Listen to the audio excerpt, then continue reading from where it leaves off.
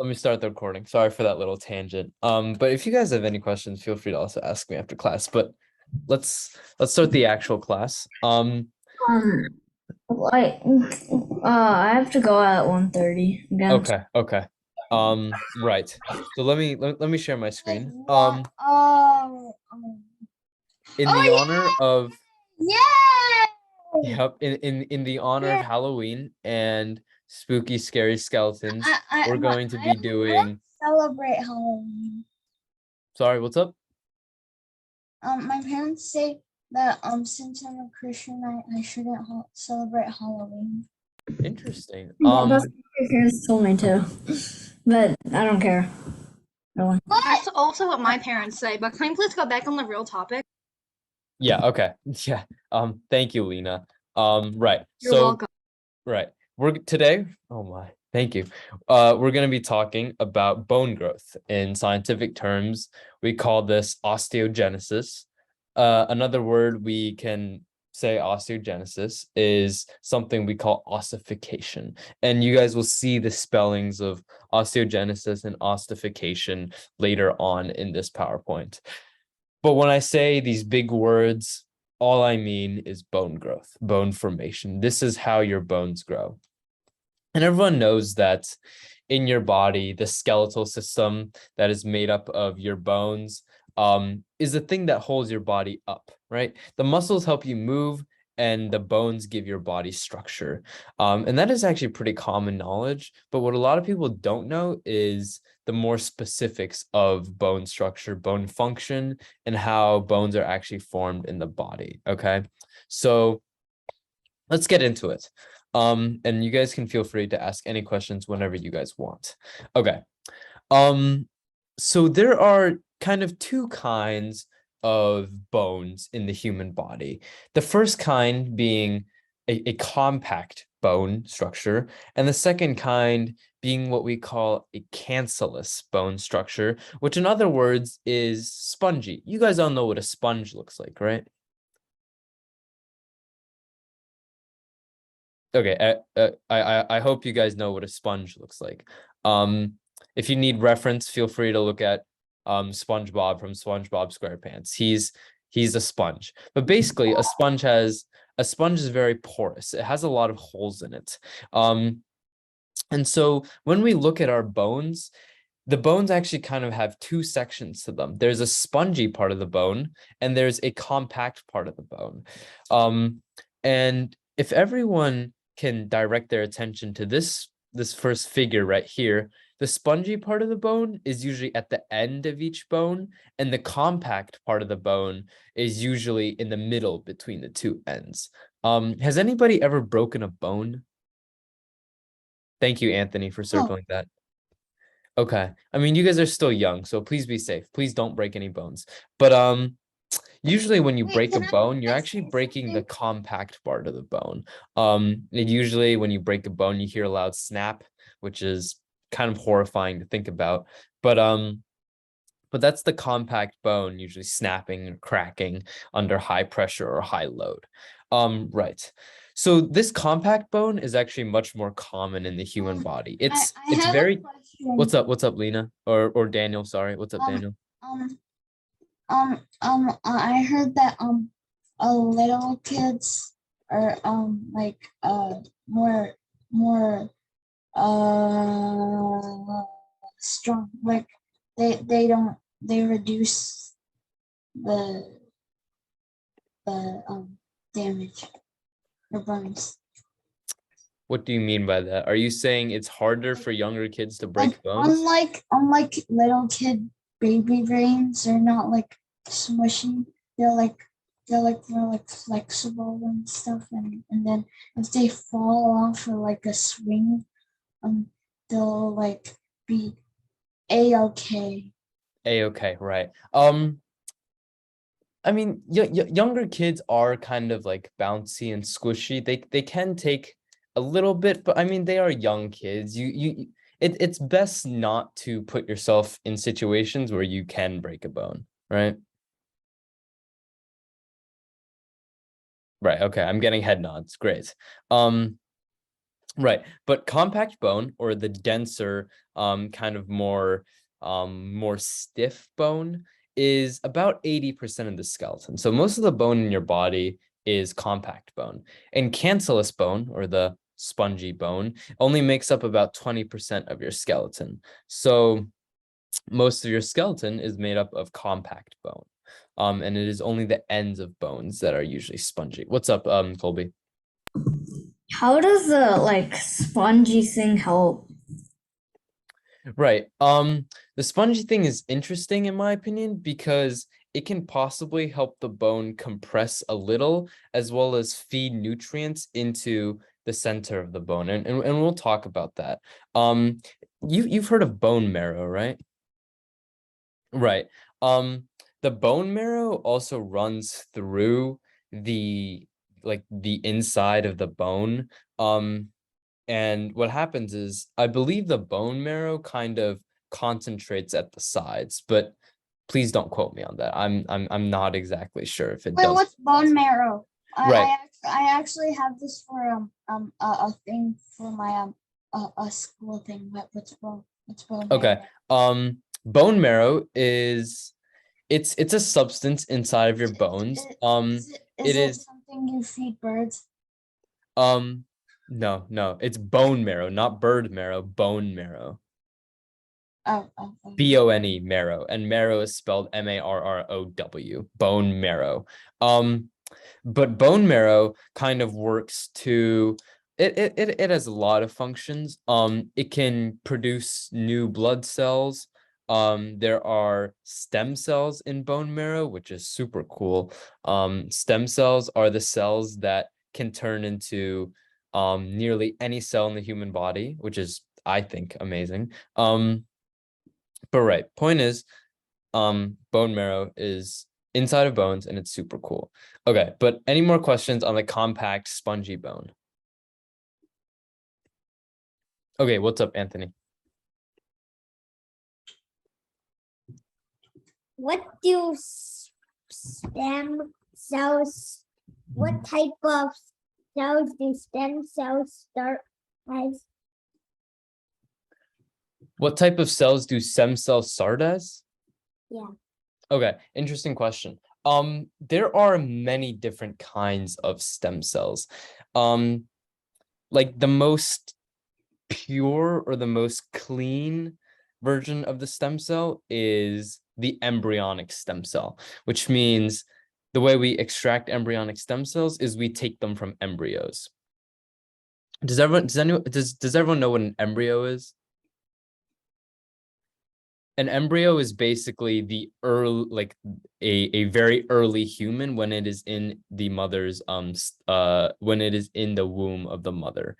And it has a lot of stem cells, and scientists are capable of obtaining those embryonic stem cells. There are a lot of ethics questions around that though, which is something I'm very interested in about in the future. I definitely want to do a little work there. But the point is, when we go and look at stem cells are kind of like the first cell. They don't really come from anything else.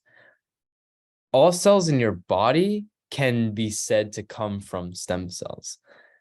Like my skin cells, my heart cells, the cells in my hair, the cells in my eyes that allow me to see color, my different like cells on my tongue, those all come from stem cells, but I can't really say that stem cells come from anything because they are kind of like the first cell in your body. They're the parent cell, kind of. What's up, Anthony? Uh, so in the beginning, do you just have stem cells? Like when you talked about mitosis, was that like? Right. Okay. Great question.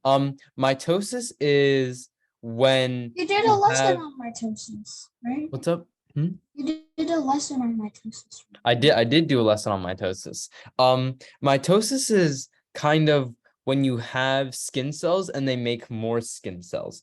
That's mitosis. When you have like cheek cells and you need to make more cheek cells. That's also mitosis. Wait, what do you mean by cheeks? Like if I go to the inside of my mouth, like, and I Oh, swab, then I get cheek cells. oh, Like those are cells on your cheek. I see your question, Colby. Give me a second. These are great questions, by the way. I'll get to you, Colby. Mitosis is used to form cells from the same kind of cell.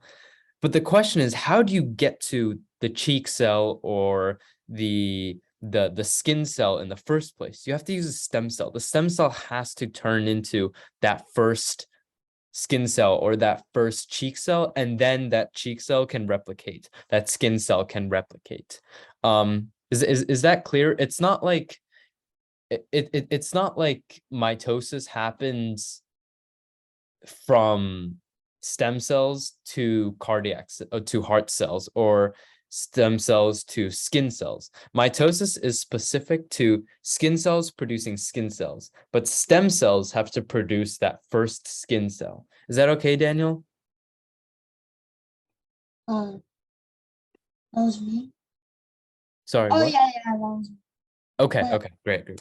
I also have a comment. Okay, yeah. When I first look at that bone picture, it kind of looked like a dinosaur chicken nugget. Right. I'm going to talk about those figures. I mean, interesting take, but you know, I can see that. That's not out of the blue. I can agree with that. Okay. If that's all, Daniel, Colby, I believe you had a question. It was in the chat.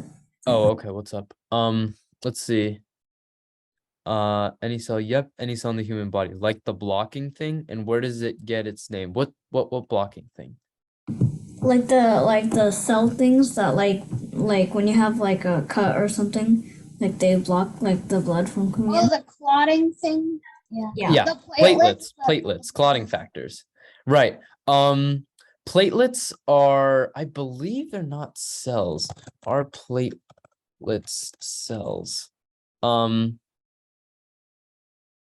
Okay, interesting. Platelets are cell fragments. By the way, if you don't know, platelets are the things that help you clot your blood whenever you are cut or you're bleeding or something. Interesting, because I'm not sure if platelets are derived from stem cells. Let me check that.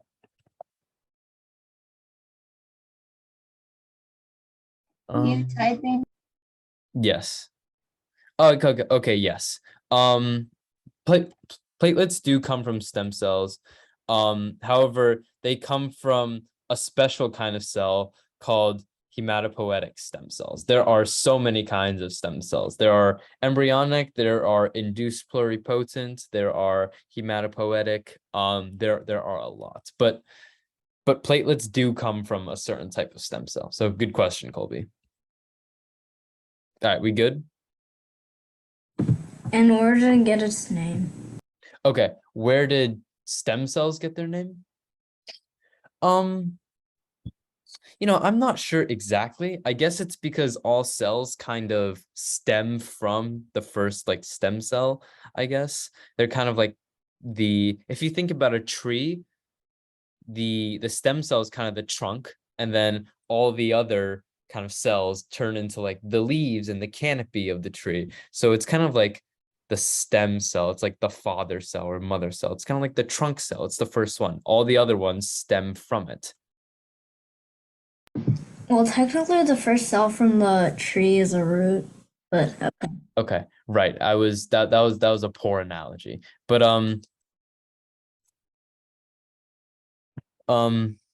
right. Okay. So yeah, point is all the other cells stem from stem cells, which is why I guess we call them stem cells. You could also call them like first cells, differentiable cells. I have heard differentiable cells before, which means that they can turn into like all sorts of cells. Is that okay, Colby? Great. And this is not like STEM as in like science, technology, engineering, mathematics, not that kind of STEM. This is like the plant stem, like the stem of a plant. Right. Okay. Anthony, what's up? So are plate are are stem cells the only cells you have when you're still not born? But Oh, no. By the time you are born, you have hair cells, you have eye cells, you have cheek cells, you have tongue cells, you have heart cells. Because you're literally like No. compared to when you're in your mother's belly. So you're Anthony, right. At some point in your development, when you were in your mother's womb, you were a bundle of stem cells. But when you were born, you had hair cells, you had eye cells, you had skin cells, you had heart cells. It's because that little bundle of stem cells turned into a bundle of hair, a bundle of cheek, a wait, bundle of tooth, no, okay, not teeth, like eye cells. And point is, when you were born, you still had stem cells, but you also had stem cells that had turned into, your skin cell, your cheek cell, and other kinds of cells. So when you were born, you had more than stem cells. So what about when you were in your mom?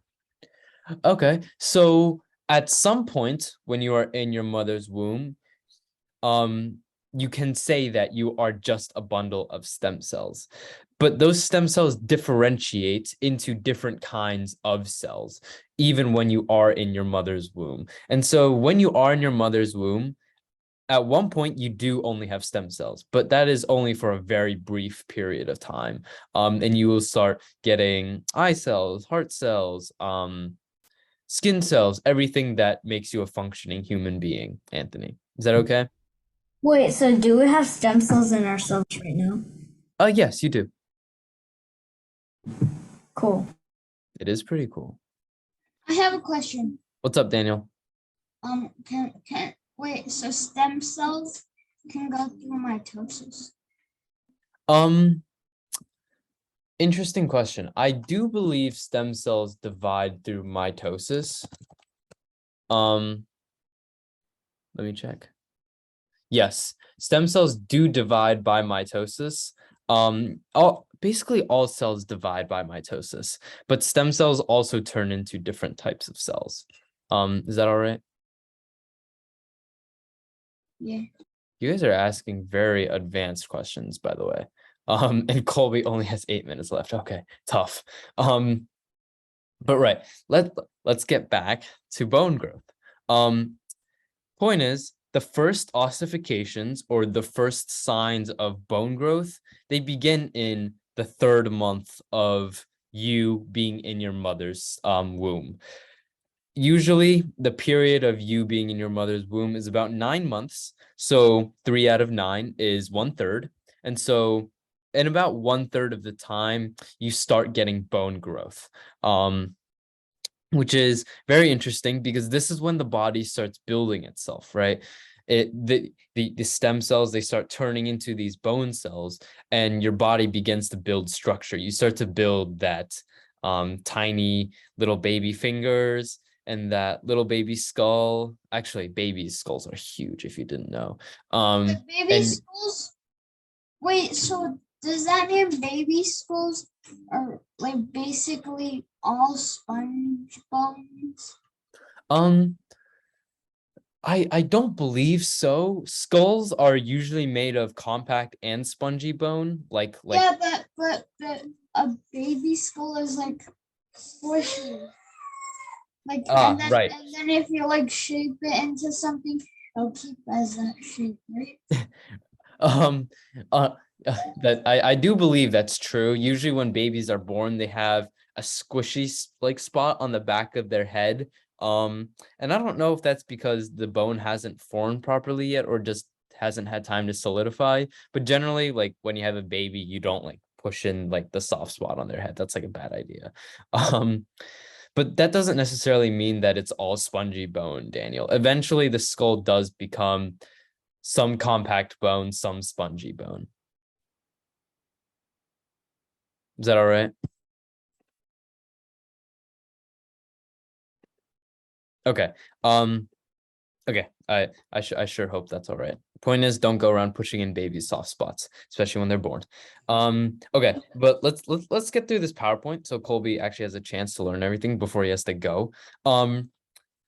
So compact bone is typically more rigid and stronger, which makes sense. It's more dense. It's kind of like trying to break a steel bar versus breaking a sponge, for example, or like Wood.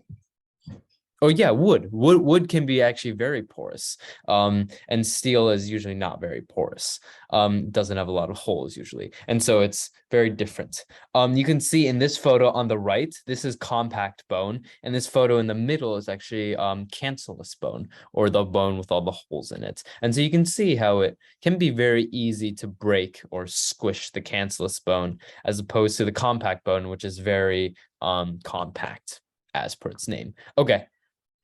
Second slide. Whew. Let me clear these annotations. Great. Let me move the camera. Okay. Let's talk about ossification specifically. Does everyone know what cartilage is? It's like this is the things on your fingernails. Are your fingernails. I believe the things on your fingernails are actually made of keratin. Oh yeah. I'm not sure about that. Like that. It's the stuff in your ears. The stuff. Right. Everybody grab your ears. If you move your ears around. And your nose. It's like a very like soft bone, right? Right. Fragile. This is cartilage. Your ears are cartilage. The bottoms of some of your ribs can be made of cartilage. There are cartilage between the different bones where they touch. Cartilage is everywhere in your body. Sharks are made completely out of cartilage. Yeah, that was what I was gonna say. Really? That's what you were gonna say, Colby? Yes. Very interesting fact. It's also why we can't find shark bones other than shark teeth. Shark teeth are super cool to find. But basically, your body actually creates cartilage before it can create bone. And so when you're in that like 3-month period inside your mom's belly, your body's actually working to create cartilage. And then what happens is it transitions the cartilage from a cartilage form to a bone form. And this process of transformation, we call it ossification, we call it osteogenesis, or in other cases, we just call it bone growth. Okay, and this is kind of the process of calcifying cartilage, which is another way of saying we like bonify the cartilage, or we change the cartilage to bone. Yes, what's up, Colby? One time when I was having a haircut, my grandma accidentally cut off my ear. Oh, Jesus. So then I had to like have a band-aid on here, and then and then it just grew back. Yeah, basically. Yeah, usually the human body is like okay at repairing itself. The one thing is though, Wait, cut off your ear, like fully cut off? no. If you were to fully cut off his ear, he wouldn't have an ear. Your grandpa probably cut off a little bit, right? Not too much. Like just like here. Yeah, okay. Like he didn't cut off like the whole ear. Yeah. Okay. That would be really bad. Okay, Colby has 2 minutes. Everyone, hold your questions. We're gonna speed run this, okay? Where was I? Okay, right. The cartilage is actually replaced by bone, and this process is called ossification, or the calcification of the cartilage. Calcium is a inorganic salt. Before I get to calcium, we're going to talk about a material called osteoid. Basically, an osteoid, or this osteoidic material, is secreted, and it forms this kind of support structure or matrix. And what happens is these salts like calcium, they come in and they deposit onto this support structure made of osteoid. And eventually the cartilage turns into calcified bone, which is why people tell you to drink milk. Milk has a lot of calcium. This calcium is deposited into your bones and it makes your bones stronger, which is why we tell you to drink milk. It's very healthy for you. And basically, these inorganic salts like calcium, they transform this cartilage into bone. What's very interesting is that cartilage doesn't have blood vessels, which means that if you injure cartilage, it is very hard to grow back. That's why knee injuries are very, very dangerous. Other than that, though, I mean, because if like my mom said in this season oh never mind. okay. Okay, we're speed running this. We have 1 minute to get Colby this last slide. This is osteoporosis. This is like the major bone disease that we talk about when we talk about bones. Okay. Okay. Colby has 0 minutes left, but I'm going to run through this very quickly. Osteoporosis typically happens in the elderly. It is a bone disease that typically occurs in the elderly, and it occurs when new bone creation cannot keep up with their age. This sentence is completely does not make any sense. What happens is their bone becomes very brittle and very easy to break. This can be due to a number of reasons, but this is also kind of why we tell you to eat a lot of milk or drink a lot of milk. It kind of helps to prevent this kind of brittling of the bone. But what you can see is even in this kind of like relatively compact section of the bone, it's kind of turned spongy. It's kind of turned soft. And even just a little bit of pressure might break this bone. It's very dangerous for the elderly. And so we have a lot of ways we can kind of counteract osteoporosis. Okay. I have to go now, so Yes, bye. I understand, Colby. Bye-bye. Bye. Bye-bye. Bye-bye. Okay. Interesting thing I want to point out here is that right here, if I get my little draw, what do you think these blue things I'm circling are, guys? Cartilage. Right, Yeah. great. Excellent job. All of you who said cartilage, and those of you who raised your hands, and those of you who even thought cartilage. What I just circled is cartilage.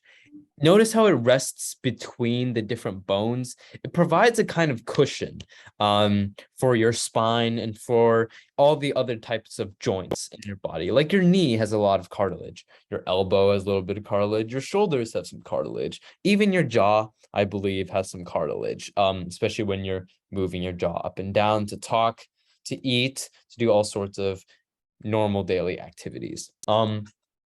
Right. So cartilage is also very prevalent. But it's important to know that not all cartilage is ossification is ossified in your body. So not all of the cartilage turns into bone, obviously.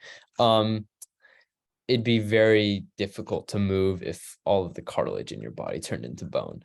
You wouldn't really be able to like moving your joints would be pretty difficult. It just wouldn't be fun. Okay. Does anyone have any questions?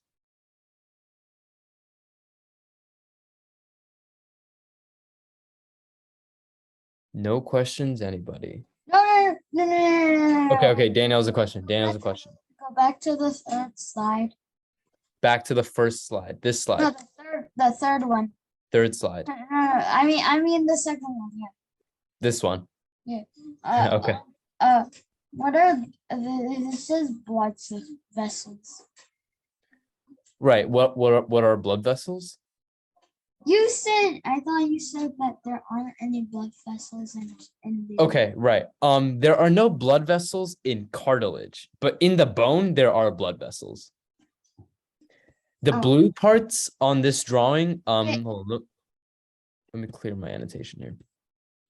All of the blue parts on this figure are cartilage parts. Notice how here there are no blood vessels. There are okay. Is this like is this a cell? No, this is a bone, Daniel. Oh. This is a bone. There are millions of cells in here. So that's your bone. Right. So then you start off with that. Oh no, draw. Wait, what? You start off with cartilage. And then that's bone. Yeah, bone. Right. That's the bone forming. And then you get like blood, I think. Yeah, you get blood flow to the bone. And then what's that? Is that the eye of the tiger? Yeah. No, I wish it was the eye of the tiger. Goodness. No, that is actually bone just forming inside of the cartilage. What happens is you're not going to have like this much cartilage on the end of the bone. And so your bone is actually going to fill out most of the space here, leaving only a thin layer of cartilage on the outside. So this is bone forming, Daniel. Oh, okay. Yep. Oh, okay. So when you're young, it's really unsafe to get because like when you grow older, like your bone doesn't have that much cartilage, so then you don't have to worry about your knee that much. That kind of depends on a person to person basis. If you play like sports like basketball or maybe soccer, you might be at risk for more knee injuries, or even volleyball. But generally as a kid, you're kind of like in your prime, so you don't have to worry that much about knee injuries. Your body is pretty tanky, and most of this actually occurs like when you're in your mother's stomach. By the time you're like 18 or so, or like my age, this isn't really happening anymore. Maybe like the bones grow a little longer and you get a little more height, but there isn't really much more cartilage being turned into bone. Is that all right? Yeah, I got it. Okay, cool. Anthony, what's up? I didn't hear most of the fourth side. You didn't hear most of the fourth slide? Uh-oh. What happened? Did I cut out? I don't. It was loud, so I couldn't hear. Okay, basically, osteoporosis is a disease of the bone. It becomes relatively prevalent in the elderly, where they start to lose bone density. In other words, their bones just aren't as strong anymore. And this is partially due to a variety of factors. They can have not enough calcium in their bodies, or maybe their bones are just deteriorating so fast that the body isn't able to replace the density anymore. And that can happen. The human body does fail eventually. It is a sad fact of life, or maybe it's a good fact of life, that humans do not live forever. So this is actually relatively normal. Loss in bone density is not uncommon for the elderly. This is, I will go through loss of bone density as I turn older. And you guys will also go through loss of bone density as you guys hit your 60s, your 70s, many years from now, of course. But this is very common in humans. This is not anything to be absolutely terrified of, but it is something to be aware of. It makes your bones not very weak, but it makes your bones weaker than before, when you were in your 20s and you're able to kick a soccer ball as hard as possible. That's generally not recommended when you're, like 70 or 80 and your bones are a little bit less dense. Is that okay, Anthony? Yeah. Okay, great. Wait, I have a question. Yeah, what's up? Do some people with like some kind of rare disease, can they like get the osteoporosis? Right. Osteoporosis is not actually rare at all. It's actually very common. It's nothing rare. But I wouldn't say it's like a good thing to get though. I think your question was, what is osteoporosis rare? My answer is it's not rare. Because like, yeah, okay. Okay, guys.